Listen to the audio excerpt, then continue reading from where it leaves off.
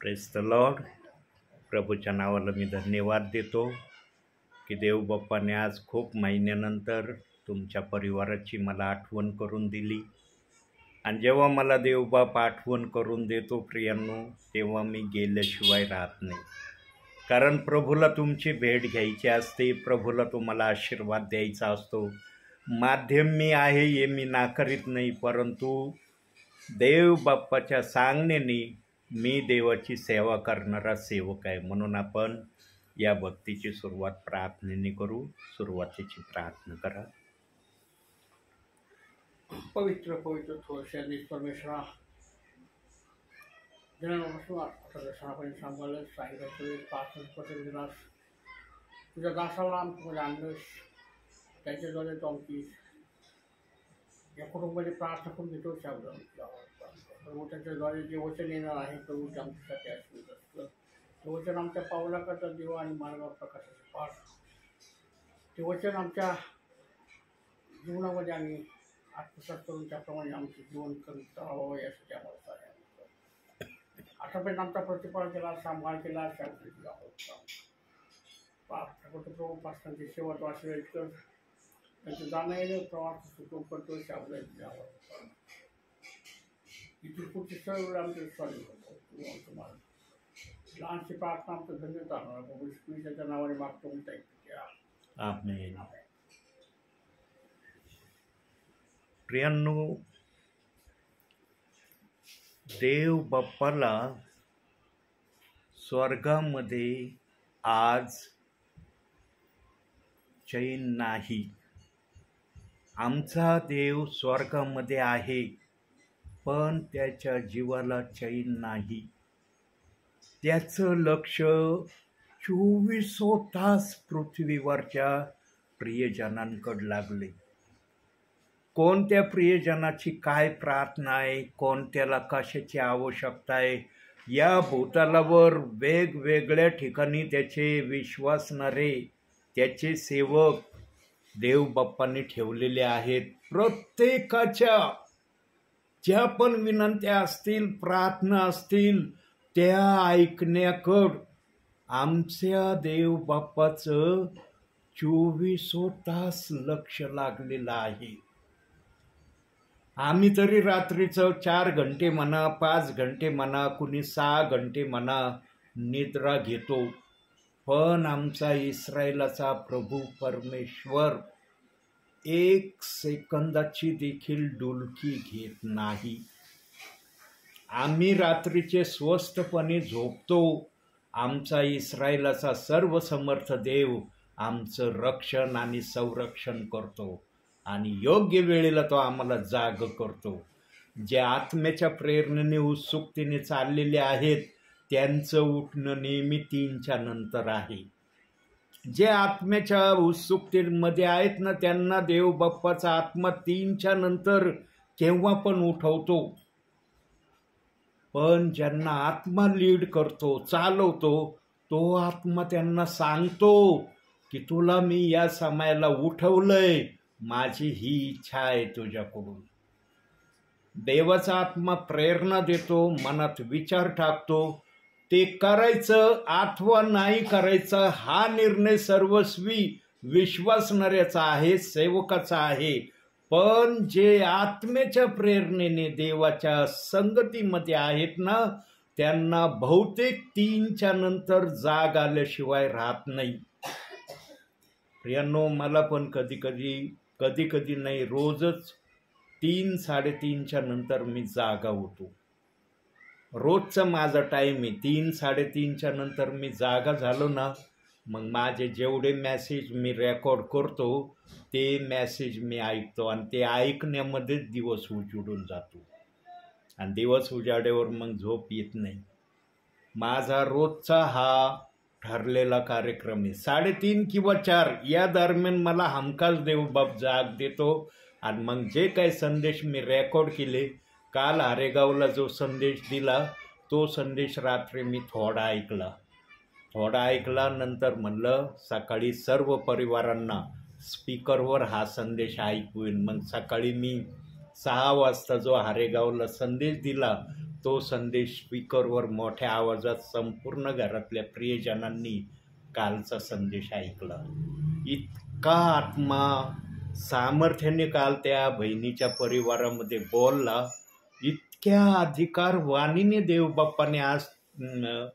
देवबाप्पाने त्या परिवारामध्ये आपली इच्छा प्रगट केली.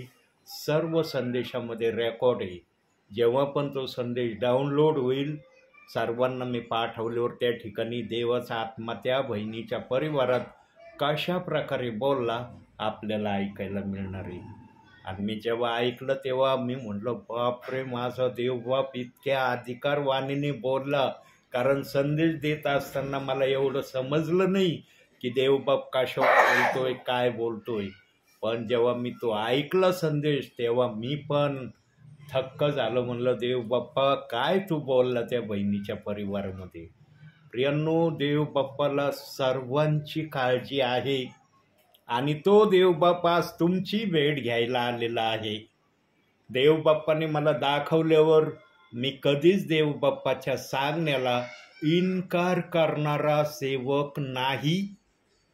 कारण माझ्या देवबाप्पाच्या आत्म्याने मला एवढं शिकवलेलं आहे वचनातून की मी जर एक आत्म्याला बोलण्याची इच्छा ठेवतो ना तर तू सांगण्याची तयारी ठेव. म्हणून मी पण देवाचं वचन सांगायला कधी हरकत घेत नाही.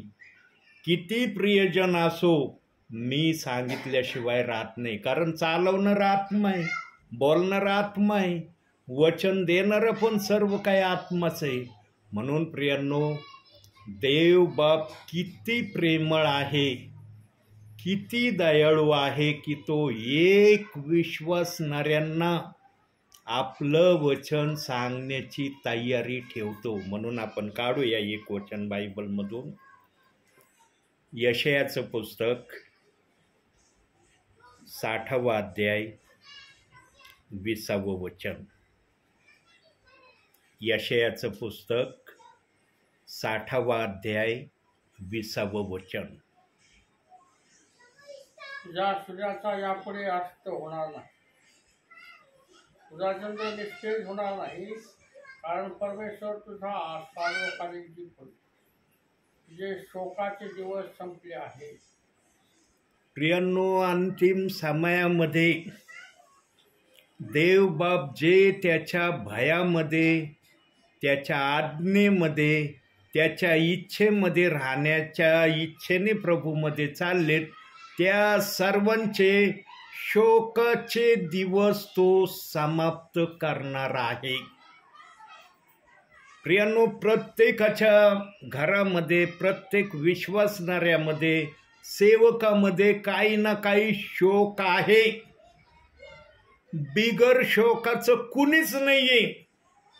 एक जण देखील या भूतलावर असा नाही की तो म्हणू शकत नाही की मी शोकामध्ये नाही.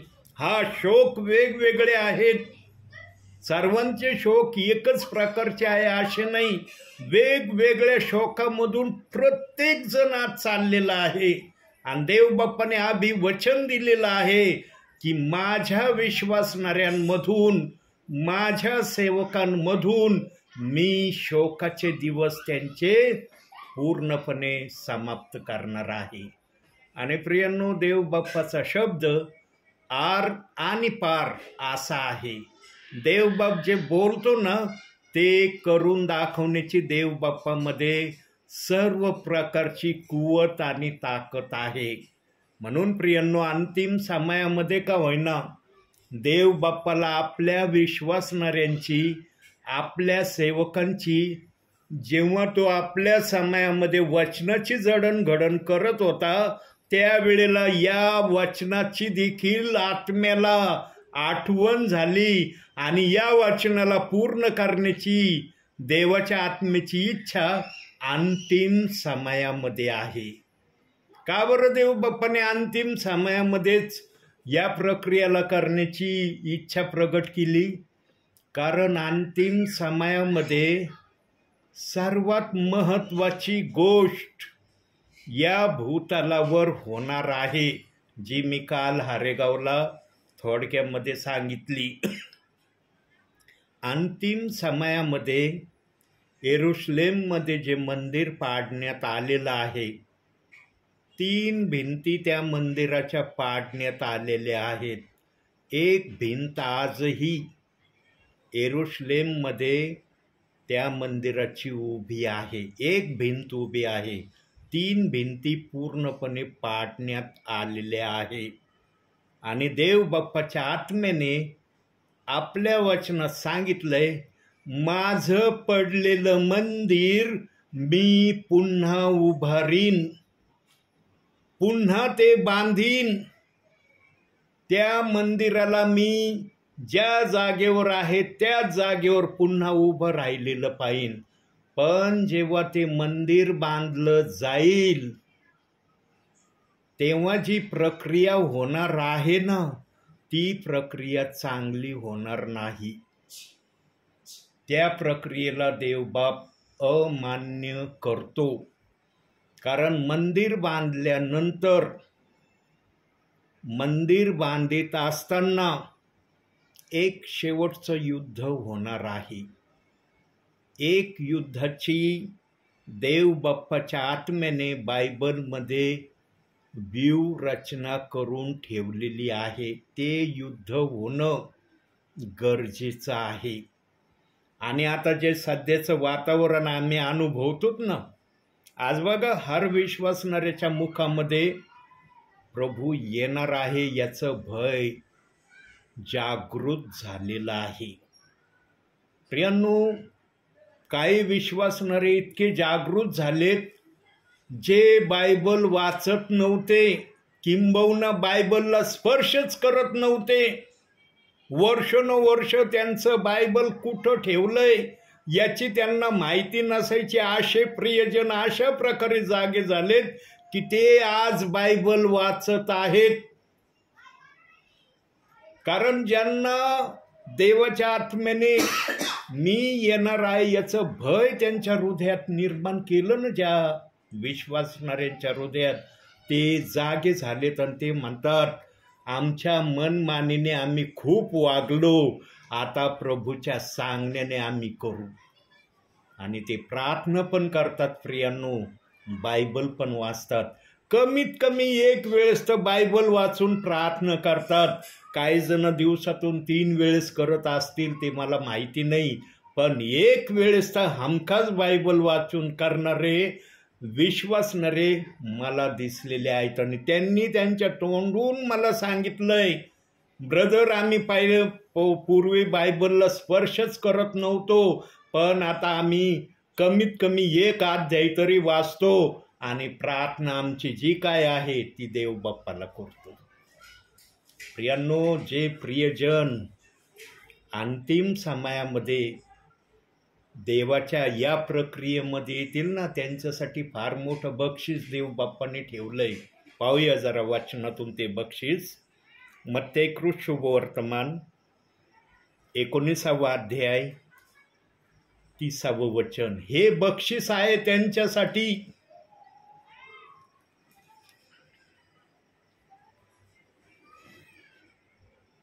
तो तरुण त्याला म्हणाला, मी हे अवघे पाहिले. नाही 19वा अध्याय 30वे वचन, मत्तेकृत शुभवर्तमान. हो. परंतु जे पहिले ते शेवटले आणि शेवटले ते पहिले, असे पुष्कळ जणांचे होईल. प्रियांनो, कितीतरी परिवार, कितीतरी विश्वासणारे जे मला माहिती नाही, पण जे खरोखर आत्म्याच्या प्रेरणेने जागे झालेत, ज्यांच्यामध्ये देवाचा आत्मा कार्य करण्यासाठी गेलाय, ते शांत बसत नाही. ते देव बाप्पाला आज आपल्या ओठाचं प्रथम फळ दिल्याशिवाय राहत नाही. आणि प्रियांनो, जेव्हा त्यांनी अशा कृती करायला सुरुवात केली तेव्हा त्यांच्या वागण्यामध्ये, त्यांच्या बोलण्यामध्ये, त्यांच्या कामामध्ये देव बाप्पाने आशीर्वादाची रेलचेल पण पाठवली.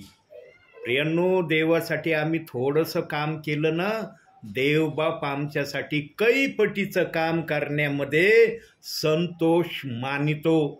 आणि ते प्रियजन, कुणी अजून मला तसा उद्गार नाही काढला, पण ते प्रियजन मनातल्या मनात वैयक्तिकरित्या का होईना एकदा तरी म्हणत असतील की ही जी कृती मी आज करत आहे, ही कृती जर मी काही वर्षापूर्वी स्टार्ट केली असती तर आज मी कोणत्या लेवलमध्ये प्रभूच्या नावाने असतो मला सांगता येणार नाही. कोणी मला हे वाक्य बोललं नाही, मी ऐकलं नाही हे वाक्य, कारण जे मी ऐकलं नाही ते मी कधी सांगत नाही. पण देवबाप्पाचा आत्मा जर माझ्या मुखातून बोलत आहे तर एखाद्याच्या तरी मनामध्ये अशा प्रकारचा विचार आल्याशिवाय राहिला नसेल.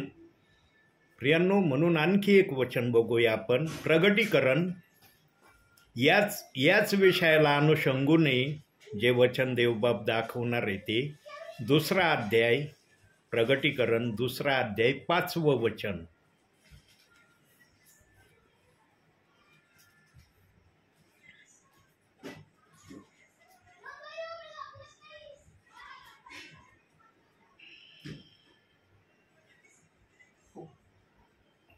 तू कुठून पडला आहेस त्याची आठवण कर व पश्चाताप करून आपली पहिली कृत्य कर. नाहीतर मी तुझ्याकडे येईल आणि तू पश्चाताप न केला तर तुझी सवय तिच्या ठिकाणावरून काढीन. प्रियांनो, असे पुष्कळ विश्वासणारे या भूतलावर या वचनाप्रमाणे असतील की ते पूर्वी वचनाप्रमाणे चालणारे होते, वचन वाचणारे होते, प्रार्थना करणारे होते, पण मध्यंतरीच्या काळामध्ये त्यांनी बायबल वाचन कदाचित सोडून दिला असेल. केवळ प्रार्थनेच्या माध्यमाने ते प्रभूमध्ये चालण्याच्या प्रयत्नामध्ये असतील. आणि जे कुणी ज्यांना कोणाला देवबाप्पाच्या आत्म्याने समज दिली की तू वचन वाचायचं सोडून दिलं म्हणजे तू पडलास, कोणत्या दिवसापासून तू वचन वाचायचं सोडून दिलं त्याची आठवण कर. आणि तू काय करत होतास ते तू आजच्या समयाला करतोस का याची तुलना कर. जर नसशील करत तर आजपासून करायला तू सुरुवात कर, म्हणजे मी तुला आशीर्वाद देईन. आणि पश्चाताप हा शब्द जर त्या ठिकाणी दिलाय तर आम्ही इतके दिवस, इतके महिने किंवा इतके वर्ष देवबाप्पा तुझं वचन वाचलं नाही, त्याबद्दल आम्हाला क्षमा कर. आम्ही आमच्या मुखाने कबूल करतो, आम्ही तुझ्या विरुद्ध वागलो याचा आम्ही पश्चाताप करतो असं म्हणणारं मन त्यांना देवबाप पुरवतो. प्रियांनो, ज्यांच्यात आत्मा येतो ना देवबाप्पाचा, तो आत्मा प्रार्थनेमध्ये कशी मध्यस्थी करायची तो विश्वासणाऱ्यांना कळवल्याशिवाय राहत नाही. काल प्रियांनो, हारेगाव या ठिकाणी सुरुवातीची प्रार्थना ज्या बहिणीला मी दिली ना, इतकी आत्म्याच्या सामर्थ्याने त्या बहिणीने प्रार्थना केली.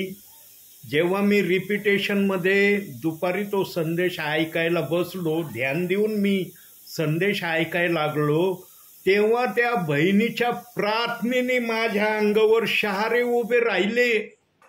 मी सेवक असून माझ्या अंगावर शहारे उभे राहिले. आणि मी जेव्हा त्या बहिणीच्या प्रार्थनेचा आमेन झाल्याबरोबर त्या संदेशाला स्टॉप केलं आणि बहिणींना फोन करून सांगितलं, म्हणलं सिस्टर, इतकी आत्म्याच्या प्रेरणेने तुम्ही प्रार्थना केली, मी तुमच्या प्रार्थनेने आशीर्वादित झालो.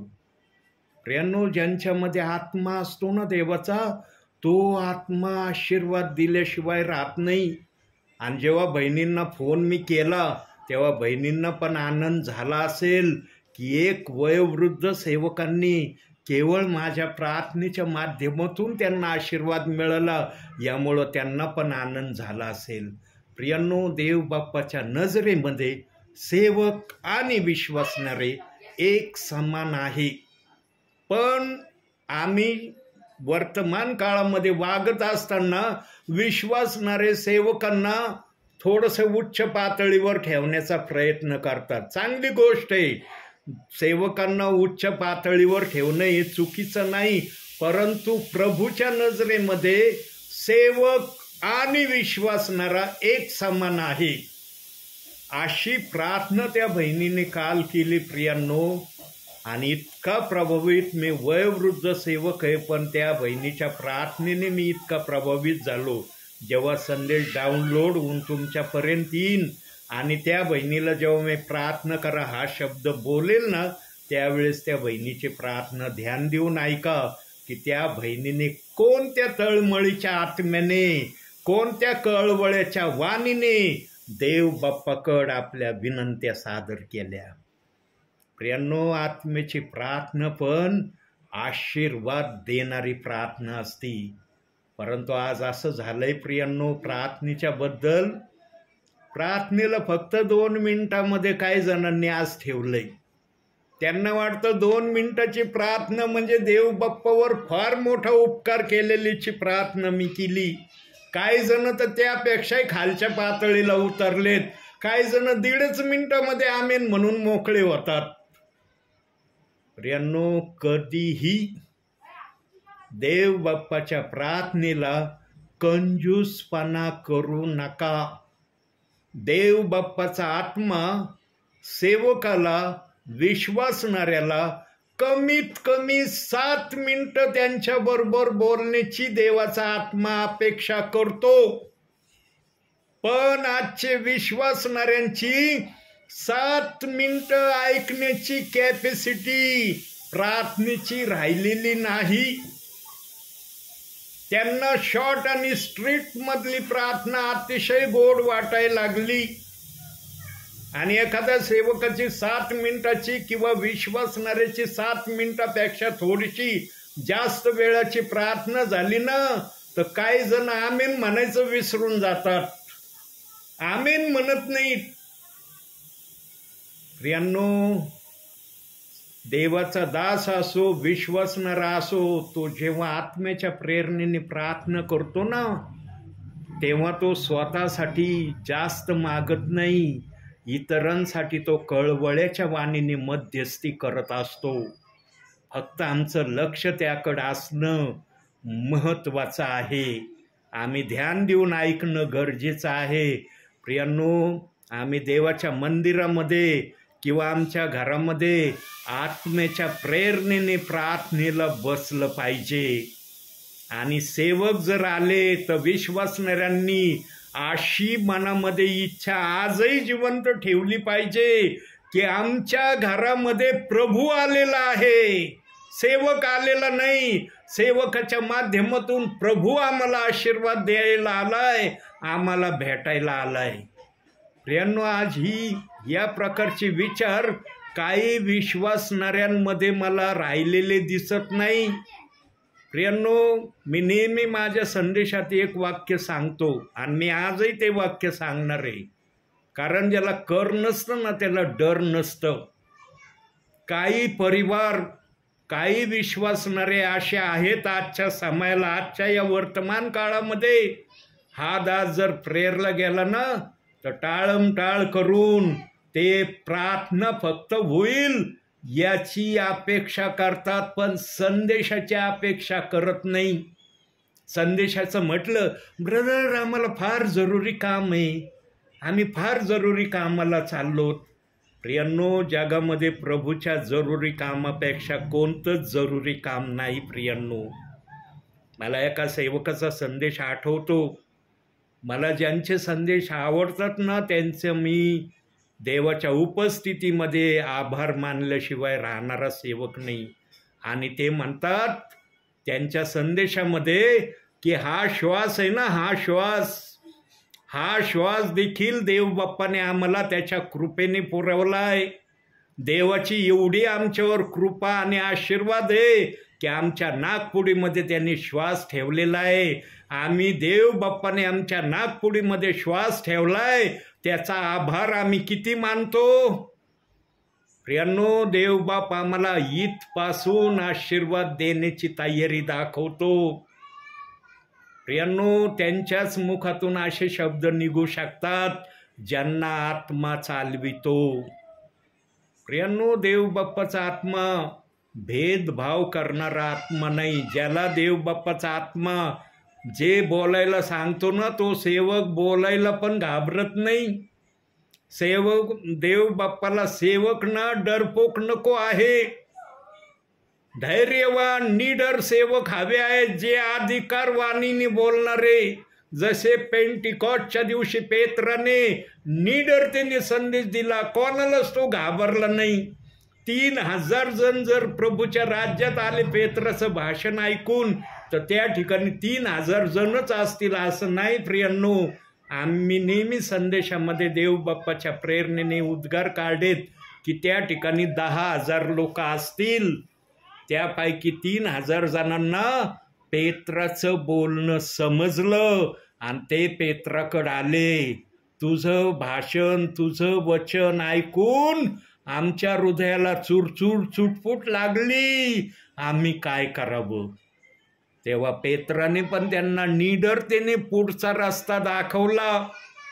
आणि जेव्हा पेत्राने पुढचा रस्ता दाखवला तेव्हा ते 3000 जणातला एक जणही पेत्राला असं म्हणलं नाही, मी जातो घरी माझ्या आईबापांना विचारतो. माझे आईबाप जर म्हणले हो करते तर मी करायला येतो, माझे आईबाप जर म्हणले ना नको करू तर मी येणार नाही.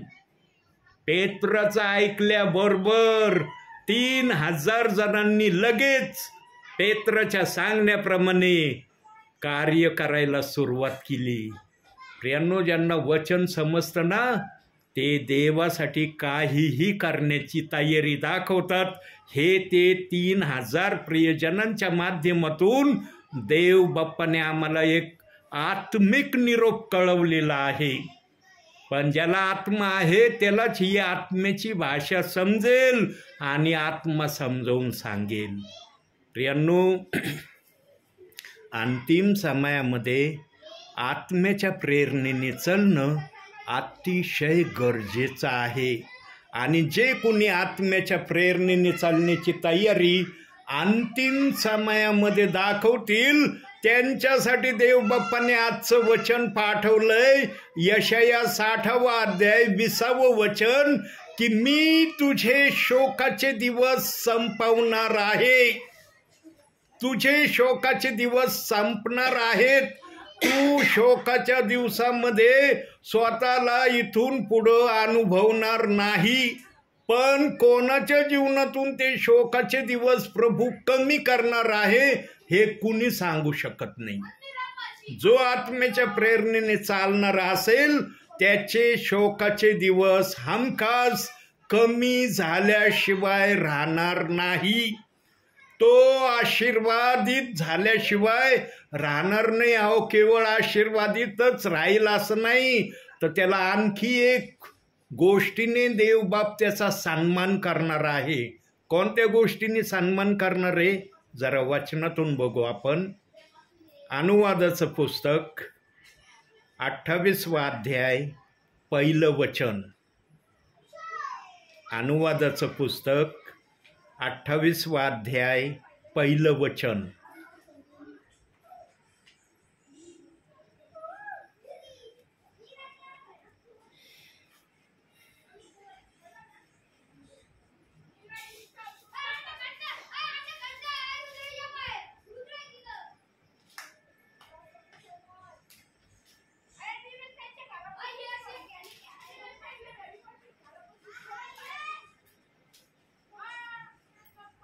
राजा परमेश्वर, याची वाणी तू लक्षपूर्वक ऐकशी आणि ज्या ह्या सर्व आज्ञा आज निवेदन केलं त्या मान्य करून पाहिजे तर पृथ्वी सर्व राष्ट्रावरून तुला आवश्यक.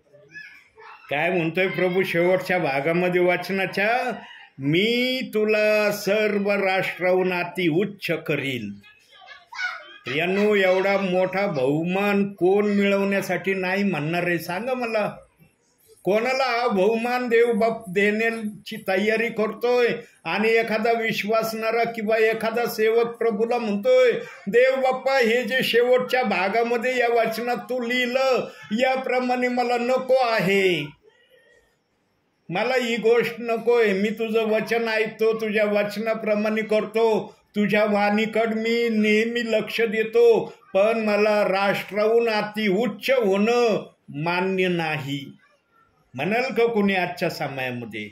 प्रियांनो, सर्वांची आज ही गोष्ट प्राप्त करण्यासाठी आत्म्याच्या प्रेरणेने आणि खरेपणाने त्यांची तळमळ चाललेली असेल.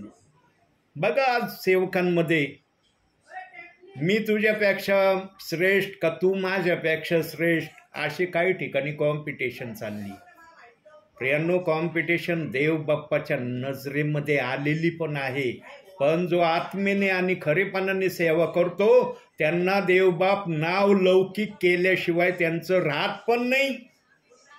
झळ खावा लागती, झळ खाल्ली ना तरच फळ मिळतं, झळ खाल्ली तरच त्याला चमकवलं जातं. बिगर झळेचं कुणी चमकत नाही बरं का. झळ खावा लागती, जावं लागतं. कसं जावं लागतं जरा वचनातून बघू आपण. याप्रमाणे जावं लागतं. मार्क्स शुभवर्तमान 16वा अध्याय 15वं वचन.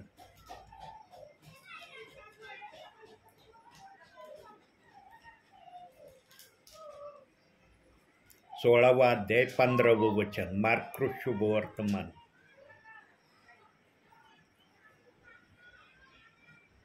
त्यांनी त्या सांगितले की सर्व जगात जाऊन संपूर्ण सृष्टीला सुवार्तेची घोषणा करा.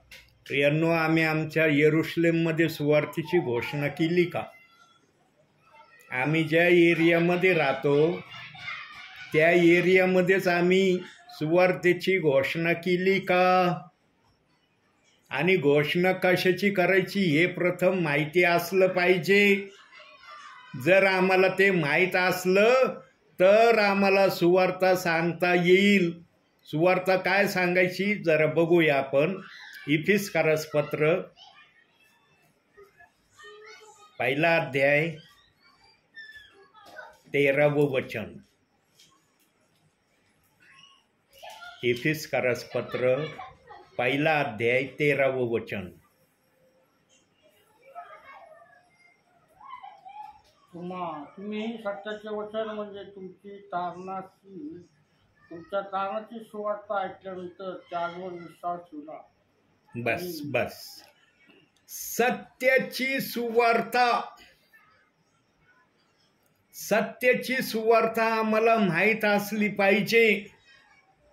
आज बहुसंख्य जणांना मत्ती 28वा अध्याय 19व्या वचनाची सुवार्ता जास्त करून माहिती आहे आणि काही जण त्याला सुवार्ता आजही धरून चाललेले आहेत.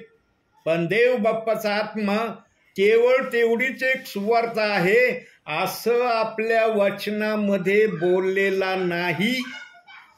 त्याने आणखी एक सुवार्ता सांगितली आहे आणि त्या सुवार्तेचा फाउंडर पेत्राला पेंटिकॉस्टच्या दिवशी देव बाप्पांनी बनवलेला आहे. प्रियांनो, पेत्राने जे सांगितलं ना ते जगाचा शेवट होण्याचा निरोप सांगितलेला आहे. पेत्रानंतर आलं का कुणी आणखी काही सुवार्ता सांगायला? दिलंय काय बायबलमध्ये पेत्रानंतर पण अशा एखादा दासाला प्रभूने उभं केलं आणि त्यांनी पण अन्य प्रकारची सुवार्ता सांगितली? शेवटची सुवार्ता सांगणारा फाउंडर पेत्राला देव बाप्पाने आपल्या पवित्र शास्त्रात केलं. म्हणून पेत्राच्या द्वारे चमत्कार पण तसे झाले. पेत्र ज्या रस्त्याने चालायचा, आजाऱ्यांना कॉटवर जर ठेवलं तर पेत्राच्या सावलीने आजारी लोक बरे झाले. इतका सामर्थ्याने पेत्राला देव बाप्पाच्या आत्म्याने भरलं. कारण देव बाप्पाचा आत्मा खुश झाला की पेत्राने माझ्या मनातली शेवटची इच्छा जी आहे ती पेंटिकॉस्टच्या दिवशी निडरतेने सांगण्याची त्याने तयारी केली. आणि जेव्हा पेत्राने शेवटचा निरोप सांगितला त्या ठिकाणी कितीतरी विद्वान ज्ञानी ऐकणारे असतील, पण एकानेही संदेशानंतर पेत्राला विचारणा नाही केली, हे तू काय बोललास, हे काय सांगितलंस तू? आम्हाला येशू ख्रिस्तानी जे सांगितलं ते माहित आहे, पण हे नवीन काय तू सांगितलंय, कुठून सांगितलं, कशासाठी सांगितलं, याचा परिणाम काय? कुणीच सवाल जवाब केला नाही. पण आजच्या समयातले काही सेवक, काही विश्वासणारे पेत्राचं जेव्हा नाव काढलं जातं ना तेव्हा विभिन्न विषयांनी पेत्राबद्दल बोलतात. प्रियांनो, जो आत्म्याने बोलणारा आहे, ज्याने आत्म्याने आपला निरोप जगातल्या विश्वासणाऱ्यांना दिला त्या समयामध्ये, त्याला तुम्ही बुद्धीच्या प्रेरणेने त्याची भावना व्यक्त करण्याचा प्रयत्न करता सेवकासमोर, की पेत्र कोणत्या इच्छेने बोलला आणि कोणत्या अधिकाराने बोलला, आणि पेत्रला बोलण्याचं कारण काय होतं? तुमच्या बुद्धी आत्म्यापेक्षा जास्त श्रेष्ठ झाली. या दासाने ऐकलंय सेवेमध्ये अनेक परिवारामधून. म्हणून मी नेहमी माझ्या संदेशात एक वाक्य बोलतो, माझ्या जवळ अनुभव आहे, मी अनुभवातून गेलेलो आहे, त्या गोष्टीचा स्वाद मी घेतलेला आहे. म्हणून पवित्र आत्मा पण आपल्या इच्छेने ज्या अनुभवातून मी गेलो आणि ज्या अनुभवाला मी सहन केलं. प्रियांनो, जेव्हा विरोध केला जातो ना, तेव्हा सहन करणं फार गरजेचं आहे. जो सहन करतो ना तो सेवेमध्ये चालतो. जो सहन नाही करीत ना, देवबाप म्हणतो तुझ्यामध्ये सहन करण्याची कॅपॅसिटी नाही ना, तुला मी चालविणार नाही. म्हणून देवबाप म्हणला, मला डरपोक सेवक नको आहे, मला निडर सेवक हवा आहे. निडरतेने माझी सेवा करणारा, खरं बोलणारा, आत्म्याच्या प्रेरणेने देवांना उपदेश करणारा सेवक मला हवा आहे.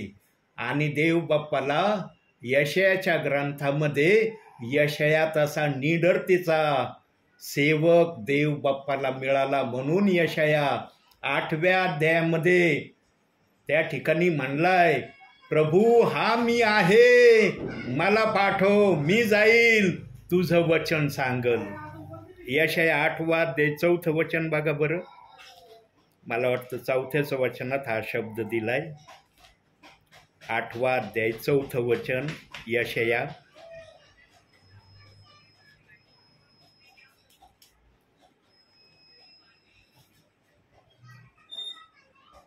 कारण या मुलास आई बाबा म्हणता येण्यापूर्वीच अश्शूरच्या राजापुढे दिमेश्काचे धन व सोन्याचे दूत म्हणून घेऊन जाते. थांबा एक मिनिट. यशया 8वा अध्याय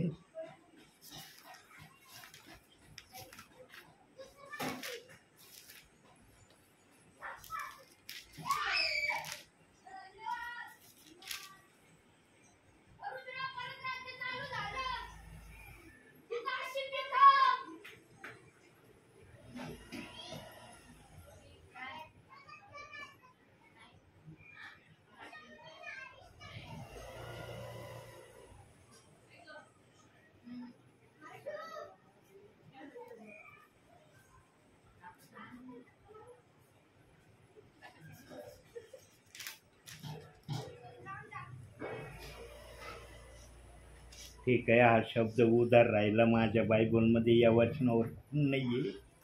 पण 8व्या अध्यायामध्ये यशया म्हणतो, हा मी आहे, मला पाठवू, मी सुवार्ता सांगायला जाईल. अशा तऱ्हेचा शब्द याच अध्यायामध्ये दिलेला आहे, यशयाच्या 8व्या अध्यायाच्या ग्रंथामध्ये.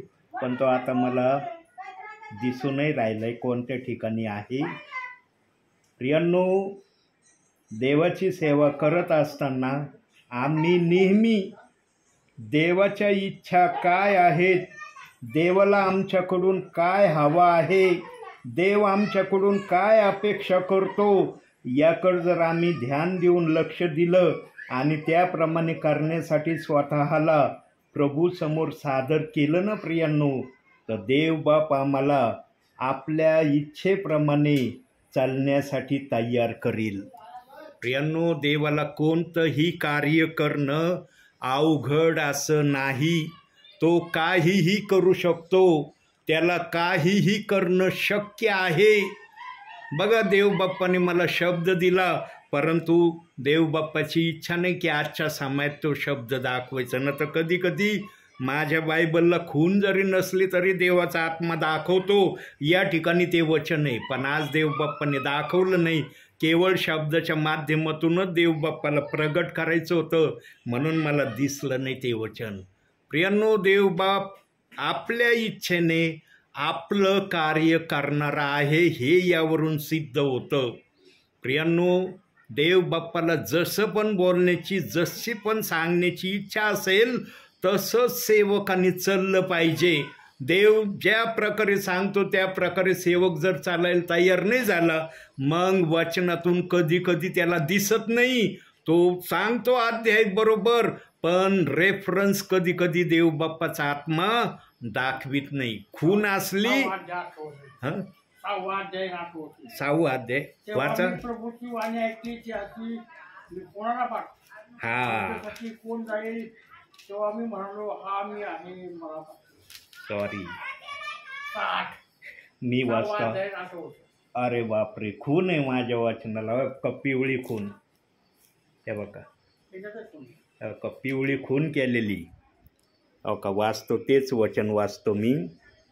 तेव्हा मी प्रभूची वाणी ऐकली ती अशी, मी कोणाला पाठवू, आमच्यासाठी कोण जाईल. तेव्हा मी म्हणालो हा मी आहे, मला पाठवू. प्रियांनो, वयमानाप्रमाणे माणसाची बुद्धी पण थोडे विश्राळू होती. रेफरन्स अध्याय चुकीचं सांगितला आणि अध्याय चुकीचा असल्यामुळं वचन चुकीचं सांगण्यात आलं. 6वा अध्याय 8वं वचन होतं, पण 8वा अध्याय मी 4थं वचन सांगितलं. वयामानाप्रमाणे होती अशी मिस्टेक. देवबाप्पाला कळतं की माझ्या सेवकाच्या ध्यानात राहिलं नाही, पण देवबाप्पाच्या आत्म्याने तुम्हाला दाखवून दिलं ना की ते वचन कोणत्या ठिकाणी, म्हणजे देवबाप्पाच्या आत्म्याची या ठिकाणी उपस्थिती आहे याचं ते प्रमाण आहे. देवबाप जे शब्द बोलतो ना, माझ्या मुखातून जरी रेफरन्स चुकीचा आला, पण देवबाप्पाने खरा रेफरन्स कोणता आहे तुम्हाला कळवला. हे आहे देवाचं प्रमाण की देव स्वर्ग सोडून तुमच्या घरामध्ये उतरून आलेला आहे. प्रियांनो, देवबाप आपलं प्रमाण कोणत्याही प्रकारे प्रगट करायला या समयामध्ये समर्थ होतोय. का होतोय त्याचं कारण हे आहे, काही जणांना आज प्रार्थनेचा कंटाळा येऊ राहिलेला आहे. त्यांना आपल्या घरामध्ये सर्व व्हावं, पण प्रार्थना होऊ नये, संदेश होऊ नये याची त्यांना आज चढाओढ त्यांच्या हृदयात सुरू व्हायला लागली. म्हणून देवबाप कधी कधी सेवकाला बोलण्याच्या माध्यमातून त्याला जे काही पुढं सांगायचं असतं त्या अडखळण्याच्या विषयातून ते सांगण्यासाठी प्रेरणा देतो. आज काही परिवारांना ना आपल्या घरामध्ये संदेश नको, फक्त 2 मिनिटाची प्रार्थना केली ना आम्हाला फार समाधान होईल, फार आनंद होईल. प्रियांनो, 2 मिनिटाची प्रार्थना कमीत कमी अंतिम समयामध्ये तरी ऐकण्याचं आम्ही सोडून दिलं पाहिजे. देवबाप्पा, कमीत कमी माझ्या आत्म्याला 7 मिनिटाची प्रार्थना ऐकण्याची प्रेरणा तू माझ्या आत्म्यामध्ये उत्पन्न कर. माझ्या बुद्धीला तशी सहनशक्ती दे. ही गोष्ट करणं अंतिम समयामध्ये गरजेचं आहे. सेवक अडखळला म्हणजे याचा अर्थ असा नाही की सेवकाला माहीत नाही. कधी कधी देवबाप आपली इच्छा प्रगट करण्यासाठी काही गोष्टीमध्ये, ज्याला टर्निंग पॉईंट म्हणतो ना, अशा टर्निंग पॉईंटनी पण देवबाप आपले काही मनातल्या गोष्टी सांगण्याची इच्छा ठेवतो. न तर जो आत्मा संदेश द्यायला समर्थ आहे, ज्या आत्म्याला सर्व वचनं अवगत आहे, मला जरी अवगत नाही पण आत्म्याला अवगत आहे का नाही. एक वचन काढूया आपण, त्याच्या ह्या गोष्टी, ह्या विचाराचा प्रूफ आपण बघू. 2 पेत्र 1 अध्याय 21वं वचन. याच विचाराचा त्या ठिकाणी उद्देश ठेवलाय प्रभूंनी.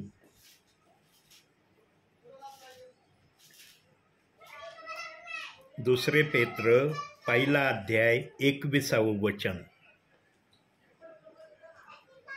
कारण संदेश मनुष्याच्या इच्छेने कधी झालेला नाही, पवित्र आत्म्याने प्रेरित झालेल्या मनुष्याने देवापासून सांगितलेला आहे. आता सांगा, जरी मला अध्याय आठवला नाही, रेफरन्स आठवला नाही, पवित्र आत्म्याला माहीत नव्हतं का रेफरन्स आणि अध्याय? कारण वचन काय बोलतंय की संदेश हा मनुष्याच्या इच्छेने झालेला नाही, बोलणारा पवित्र आत्मा आहे. मी विश्राळू असू शकतो, पवित्र आत्मा आहे का विश्राळू? आम्हाला म्हणता येईल का पवित्र आत्मा पण माझ्यासारखा विश्राळू आहे? पण पवित्र आत्मेने तुमच्याद्वारे ते वचन प्रगट केलं. देव बाप्पाला ना काही गोष्टी प्रगट करण्याच्या जर असतील ना मनामध्ये, तेव्हा अशा काही गोष्टी होतात. पण याचा अर्थ ऐकणाऱ्यांनी असा घेऊ नये, या सेवकांना माहीत नाही बरं का ते वचन, चुकीचं बोलून गेले. देव बाप कधी कधी अशी गोष्ट होऊ देतो. मला जरी ते वचन माहीत नाही, पवित्र आत्म्याला चांगल्या प्रकारे माहीत होतं. देव बाप्पाची इच्छा नव्हती माझ्याकडून ते वचन सांगून घेण्याची. देव बाप्पाने तुम्हाला ती प्रेरणा दिली, यासाठी दिली की देव बाप्पाच्या आत्म्याला तुम्हाला हे सांगायचं होतं की माझ्या दासाच्या द्वारे मी या परिवारामध्ये आलेलो आहे. प्रियांनो, देवबाप जे पण करतो ना त्याच्या मागं उद्देश असतो. देवबाप बिना उद्देशाचं काहीच करत नाही. पण कधी कधी ऐकणारे नोट, अरे बघा ना एवढे सेवक मुरलेले, एक वचन सांगायला त्यांना रेफरन्स ध्यानात नाही राहिलं. ठीक आहे, माझ्या नाही राहिला ध्यानात, पवित्र आत्म्याच्या नाही का ध्यानात? पवित्र आत्म्याने अख्खं बायबल लिहिलं. पवित्र आत्म्याला माहीत नाही हा शब्द कुठेही. कधी कधी देवाचा आत्मा काही गोष्टी होऊ देतो ना, त्याच्या मागं हे कारण असतं. पण त्याचा विरुद्ध अर्थ विश्वासणाऱ्यांनी हे कधी घेऊ नये.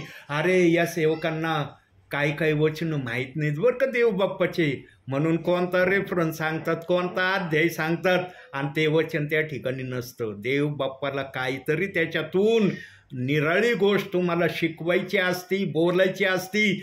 पवित्र आत्म्याला पण बोलण्यासाठी टर्निंग पॉईंट हवा असतो. म्हणून कधी कधी सेवकाच्या मुखातून एखाद्या वचनाचा रेफरन्स बरोबर निघत नाही.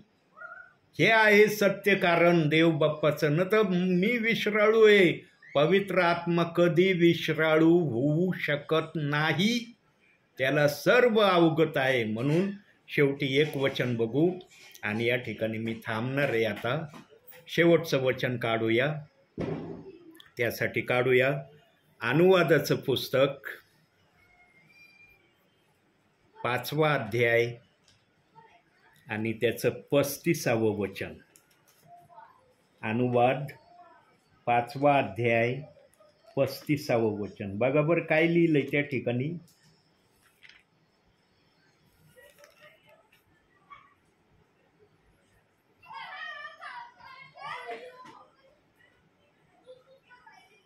सॉरी 32वं, 35 नाही 32वं, 5वा अध्याय 32वं वचन. क्षमा करा. जास्त तुम्ही आपला देव परमेश्वराची आज्ञा मान्य करून पाळा. उजवीकडे वळू नका, उजवी डावीकडे वळू नका. ज्या मार्गाने चालण्याची तुमचा देव परमेश्वराने तुम्हाला आज्ञा दिली आहे त्या सर्व मार्गाने तुम्ही चाला. म्हणजे तुम्ही जिवंत राहाल व तुमचे कल्याण होईल. आणि जो देश तुम्ही वतन करून घेणार आहात त्यात तुम्ही शेतात आहात. 32व्या वचनात सांगितलंय, यास्तव तुम्ही आपला देव परमेश्वर याच्या आज्ञा मान्य करून पाळा. उजवी डावीकडे वळू नका. प्रियांनो, उजवी डावीकडे वळू नका म्हणजे काय? याला 2 मिनिटात मी सांगतो उजवी डावी म्हणजे काय आहे. देव बाप्पाने पवित्र शास्त्रामध्ये बऱ्याच ठिकाणी उजवी डावी हा शब्द वापरलाय. का वापरला बरं? देव बाप्पाच्या आत्म्याला या शब्दातून काय सांगण्याची इच्छा आहे, काय भाकीत करण्याची अपेक्षा पवित्र आत्म्याच्या मनामध्ये आहे? उजवी डावी या शब्दामध्ये फार मोठा अर्थ देव बाप्पाने ठेवला आहे. जेवढा देव बाप्पा मला कळवित आहे तेवढं मी तुम्हाला सांगतो. पहिली गोष्ट, डावी उजवी म्हणजे काय? जर तू पवित्र शास्त्राप्रमाणे वागणारा आहेस तर त्या वागण्याप्रमाणे वागायचं सोडून देऊ नको. सर्वात पहिला उजवी डावीचा हा अर्थ आहे. दुसरा अर्थ, जेव्हा येशू पाण्यावरून चाललेला होता, पेत्राने पाहिलं, तेव्हा पेत्र काय म्हणलं येशू ख्रिस्ताला, प्रभू मला पण पाण्यावरून चालण्यास यावं यासाठी सांगा ना. तेव्हा प्रभू काय म्हणला, ये माझ्याकडं. जोपर्यंत पेत्र येशू ख्रिस्ताकडे पाहत होता तोपर्यंत तो पाण्यावर चालला, पण जेव्हा पेत्राने डावीकडे उजवीकडे पाहिलं तेव्हा लगेच तो डुबायला लागला. या गोष्टीला काय प्रमाणित केलं जातं की तुम्ही आपलं लक्ष देवापासून कधीही विचलित करण्याचा मनाची तयारी करू नका किंवा त्या स्थितीमध्ये स्वतःच्या मनाला आणण्याची प्रक्रिया करू नका. हे एक त्या डावी उजवीमधून देव बाप्पाला सांगायचं आहे. आणि तिसरं अतिशय महत्त्वाचं गोल्डन म्हणलं तर चालेल, त्याच्यासाठी एक वचनच बघू, ठाम पुरावा. 1 शमूएल 12 अध्याय 23 वचन.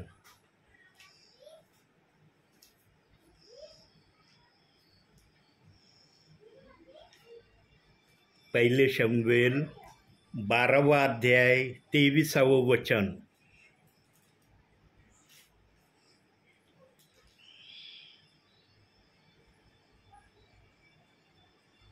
माझ्यासाठी प्रार्थना करावयाची सोडून देणे हा परमेश्वराचा अपराध माझ्या हातून न होईल. ही प्रक्रिया आपल्या जीवनामध्ये कधीही करण्यापासून स्वतःला अलिप्त करण्याचा प्रयत्न करू नका. यामध्ये जास्त डावी उजवी या शब्दाला देवबाप्पाने प्रगट करण्याची इच्छा ठेवलेली आहे. प्रियांनो, आजची परिस्थिती अशी आहे काही जणांच्या जीवनामध्ये, विशेष करून रविवारच्या दिवसाचं मी बोलत आहे प्रभूच्या आत्म्याच्या प्रेरणेने. जे स्थानिक सेवक आहेत, जे मंडळीला चारितात, भरितात, वाढवितात, बनवितात, त्या सेवकांसाठी रविवारच्या दिवशी सुद्धा चर्च सुरू होण्या अगोदर काही विश्वासणारे प्रार्थना नाही करत. आणि याचा मी चांगला अनुभव घेतलाय.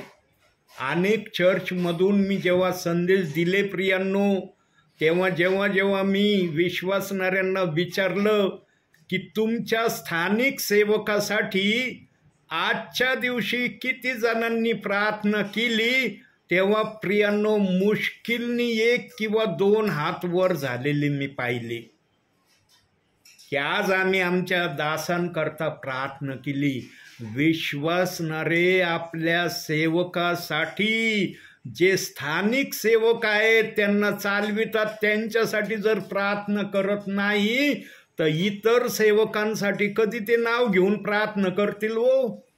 म्हणून वचन आलेलं आहे की तुम्हासाठी प्रार्थना करण्याचा परमेश्वराचा अपराध माझ्या हातून न घडो. मी तुम्हाला एक चांगला आणि सरळ मार्ग दाखवतो. प्रियांनो, देवाचं आम्ही जर ऐकलं ना, देवाच्या ऐकण्याप्रमाणे जर केलं ना, अनुवादाचा 5वा अध्याय तिथं देवबाप मला म्हणत होता 32वं वचन म्हण, पण मी 35वं वचन म्हणलं प्रियांनो. आणि मग जेव्हा मी काढलं ना, मला शंका आली की अरे 35वं वचन नाही वाटतं. जेव्हा मी उघडलं तर मला खरंच दिसलं त्या ठिकाणी 35 वचन नाही, 33 वचनापर्यंतच त्या ठिकाणी दिलंय. प्रियांनो, देवबाप्पाचा आत्मा सांगतो, पण कधी कधी आम्ही बोलण्यामध्ये उतराई करतो ना, आम्ही बोलण्याची प्रक्रिया प्रगट करत नाही, म्हणून चुकतो आम्ही कधी कधी. प्रियांनो, सेवक देखील थोडा का होईना पवित्र आत्म्यापासून उतराई होण्याचा त्यांनी प्रयत्न केला ना, तिथं त्याला रेफरन्स योग्य सांगता येत नाही. मला 32 हे वचन देवबाप म्हणत होता बोल, पण मी 35 म्हणून गेलो. बघा, देवबाप्पाने मला कबूल करायला सांगितलं. तुम्हाला माहीत होतं का बोलताना देवबाप माझ्याशी काय बोलत आहे?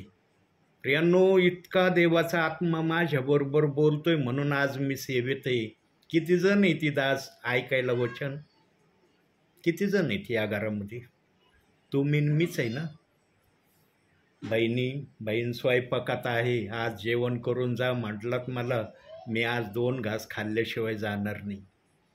तुम्ही जर आग्रहपूर्वक मला विनंती केली ना, तर त्या विनंतीला मी पण नाकारणार नाही. कारण देवबापाला जर आज अशा प्रकारे तुम्हाला आशीर्वाद देण्याची इच्छा आहे, तर त्या आशीर्वादाला मी अडखळण होणार नाही. मला देवाचा आत्मा जेव्हा दाखवतो ना जेव, तेव्हा मी जेवल्याशिवाय राहत नाही. पण जेव्हा देवाचा आत्मा म्हणतो नको जेवू, तेव्हा मी एक शब्द बोलतो, पुढच्या वेळेला मी जेवण करीन. हे वाक्य कोणत्या गोष्टीला मी दर्शवितो, की आज मला देवबाप्पाने इथं जेवण्याची प्रेरणा दिलेली नाही. आज तुम्ही म्हणले, देवाचा आत्मा म्हणला खा इथं 2 घास, जरूर मी 2 घास खाऊन जाणार आहे. प्रियांनो, हे शेवटी एकच वाक्य बोलतो आणि थांबतो या ठिकाणी. आता जीवनामध्ये हे वाक्य या समयामध्ये निरनिराळ्या घरामध्ये, निरनिराळ्या शहरामध्ये देवबाप माझ्या मुखातून प्रगट करतोय. जीवनामध्ये सर्वांच्या विरोधात जाण्याची प्रक्रिया ठेवा. तुम्ही सर्वांच्या विरोधात जाण्याची वेळ आली तर विरोधात जाण्याची प्रक्रिया ठेवा. पण देवाच्या विरोधात कधीही जाण्याचा विचार सुद्धा मनामध्ये आणू नका. विचार आणायचा नाही तर मग ते करण्याची बाब तर फार लांबची आहे.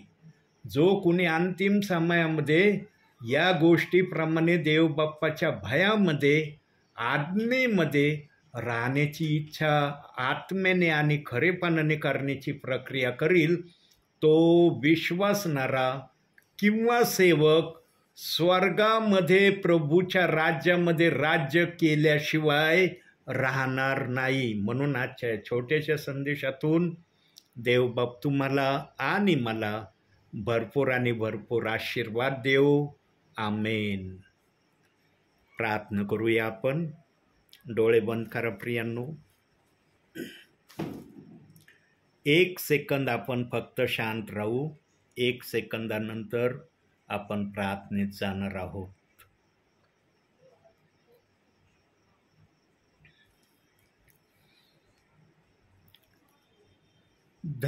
धन्यवाद के साथ स्तुति गाऊंगा, हे यीशु मेरे खुदा,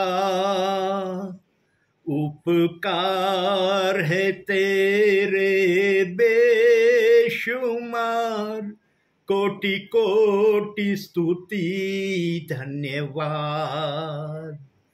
धन्यवाद के साथ स्तुति गाऊंगा, हे यीशु मेरे खुदा, उपकार है तेरे बेशुमार, कोटि कोटि स्तुति धन्यवाद. योग्यता से बढ़ के दिया है अपनी दया से तूने मुझे, योग्यता से बढ़ के दिया है अपनी दया से तूने मुझे,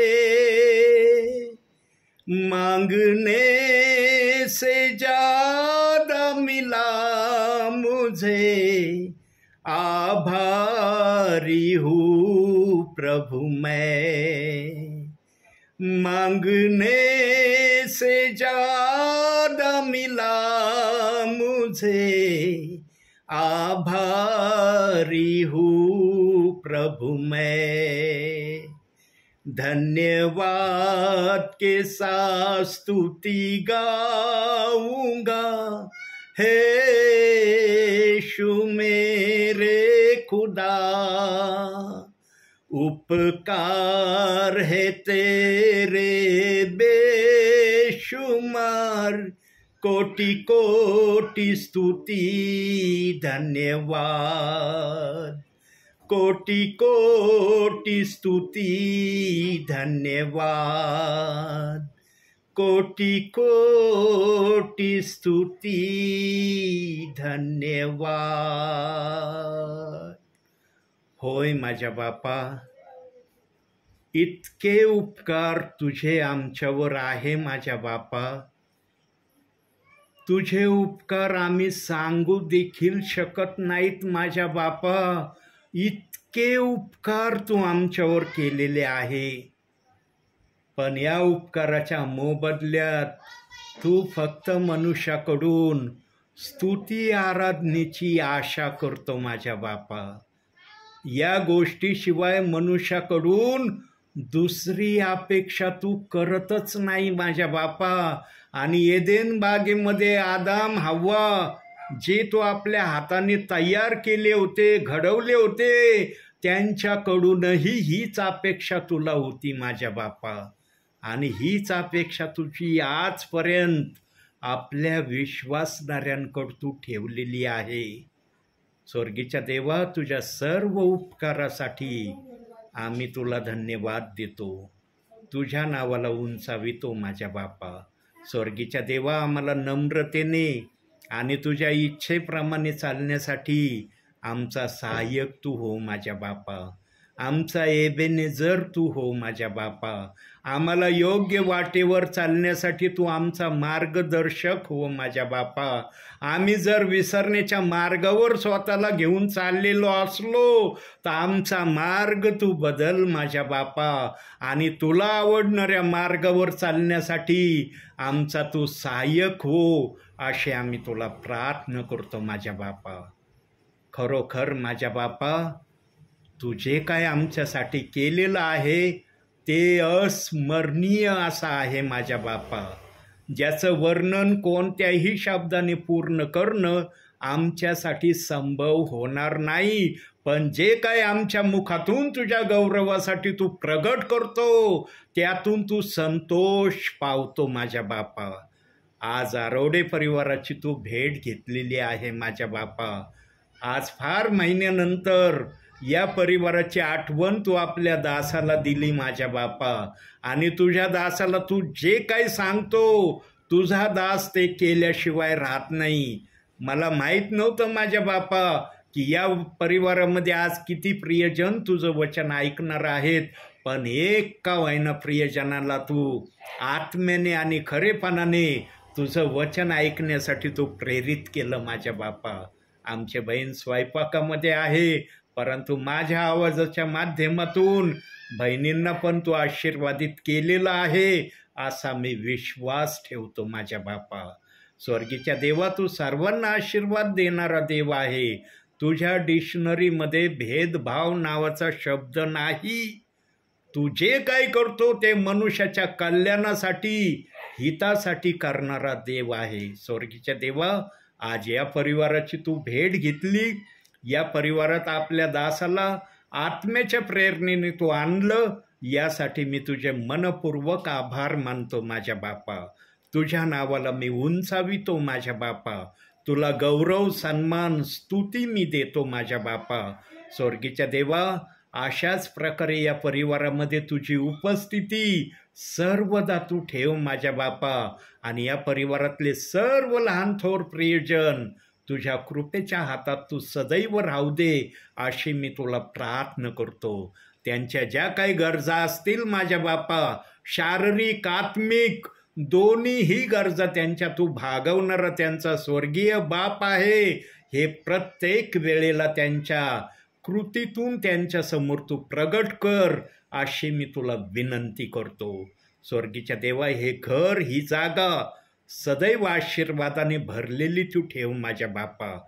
या घरातल्या तेला, मिठा, पिठाला आणि सर्व वस्तूंना तू सदैव आशीर्वादित कर माझ्या बापा, ही मी तुला विनंती करतो. स्वर्गीच्या देवा, आपल्या दासाला तू आज या ठिकाणी आत्म्याच्या प्रेरणेने येण्यास तू सहाय्यता केली. आज वचन आणि प्रार्थना दोहीही सेवा आपल्या सेवकाला करण्यास तू सहाय्यता केली. यासाठी तुझे मी मनपूर्वक आभार मानतो. पुन्हा एकदा आरोडे परिवारांना तुझ्या पवित्र हातात देतो माझ्या बापा. मान, सन्मान, गौरव सर्व माझ्या बापा मी तुला देतो. यापुढील वेळ तुझ्या हातात देत ही लहानशी विनंती तारणारा प्रभू येशू ख्रिस्त याच्या प्रिय आणि गोड नावानं मागतो, म्हणून तो ऐक माझ्या बापा. आमेन. हे आमच्या स्वर्गातील बापा, तुझे नाम पवित्र मानले जाओ, तुझे राज्य जसे स्वर्गात असे पृथ्वीवर या इच्छेप्रमाणे कर. आमची रोजची भाकर आता मानते आणि जसे आम्ही आमच्या ऋणास सोडले आहे तसे तू आमचे ऋण आम्हाला असतो आणि आम्हाला पैसे करू नकोस तर आम्हाला वाईटापासून सोड. कारण की राज्य सामर्थ्य आणि गौरव ही सर्व काळ पवित्र आहे. आमेन. प्रभु यीशु रक्त की जय, प्रभु यीशु रक्त की जय, प्रभु यीशु रक्ताचा जय जयकार असो. आमेन.